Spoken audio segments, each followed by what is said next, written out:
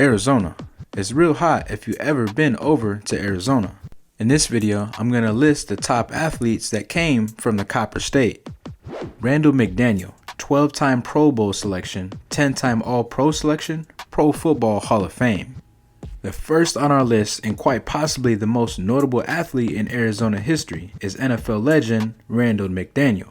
He was one of the best, if not the best, offensive lineman in the 1990s. His presence on the Minnesota Vikings was a huge key in building one of the greatest offenses the league has ever seen. In his day, he was dominating, pancaking, and he was recognized by getting voted into the Hall of Fame in 2009. A dual sport athlete at Agua Fria High School in Arizona, McDaniel played football and ran track, two activities that would help make him one of the fastest offensive linemen in NFL history. His time of 10.64 seconds in the 100-meter dash still stands as an NFL record at his position, recorded while McDaniel was participating in an Arizona State meet. McDaniel definitely impressed scouts with his raw athletic ability, and he was drafted 17th overall by the Minnesota Vikings in the 1988 NFL Draft. Those physical abilities that McDaniel developed while playing in Arizona were crucial to his success in the NFL. He made the starting lineup in 220 of his 222 NFL games. Mans was a beast and super fast. Next is Darren Woodson. Three-time Super Bowl champion, 1993, 1994, 1996, five-time NFL Pro Bowler, four-time NFL All-First Team, and Bart Starr Award winner in 2002. Deion Sanders may have been the quickest and flashiest player of the 1990s Cowboys, but he wasn't the hardest hitter. At that was Darren Woodson. He was definitely one of the hardest hitters in the NFL, and the guy you definitely had to be aware of coming across that middle. He retired as the Cowboys' all-time leader in tackles as well as bone-crushing hits. Growing up in Phoenix, he played at Maryville High School, which he played running back and linebacker. Woodson walked onto the ASU football team without an athletic scholarship, and he proved himself with tenacity and a deep understanding of the X's and O's in football. He was later inducted to the Arizona State University Sports Hall of Fame for outstanding play with the Sun Devils. After proving himself in college, despite a lack of attention from recruiters, Woodson had to make more noise to pique the interest of NFL scouts. While participating in the 1992 Arizona State Pro Day, Woodson was spotted by a Dallas Cowboys coach who thought he would more likely be a good safety than a linebacker. That same coach convinced the Cowboys to draft Woodson in the second round of the 1992 NFL Draft, and from there, the persistent prospect will go on to rack up personal accolades on the gridiron. Shout out to him, underdog, his whole career.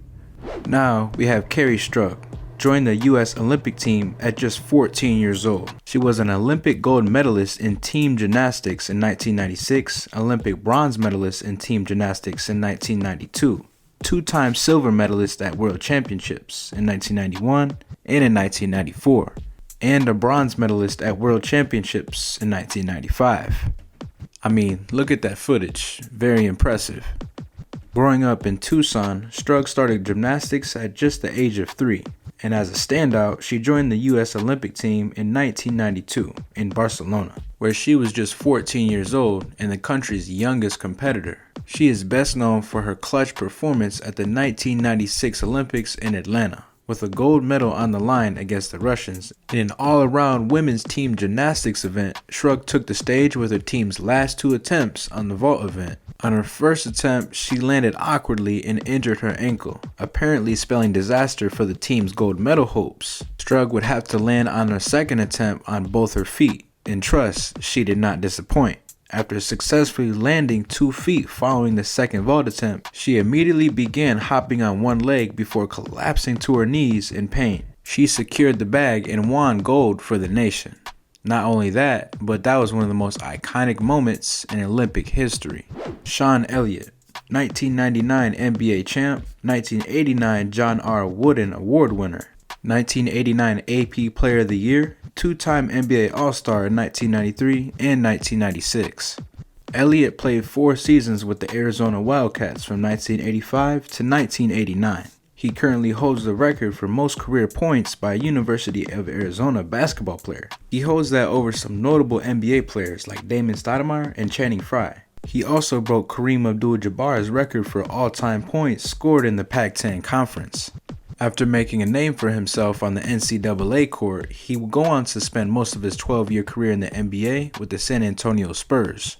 He was the 3rd overall pick in the 1989 NBA draft and would play an integral part in the Spurs' run in the NBA championship in 1999. He made a game-winning shot against the Portland Trail Blazers in Game 2 of the Western Conference Finals.